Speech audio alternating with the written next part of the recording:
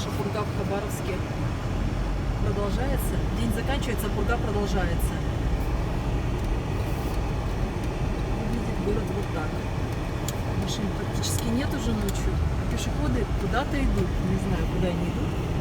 И как они идут. Наверное, еле-еле.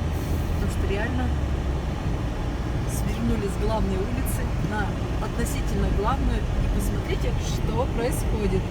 Машину ведет, она попадает в колею.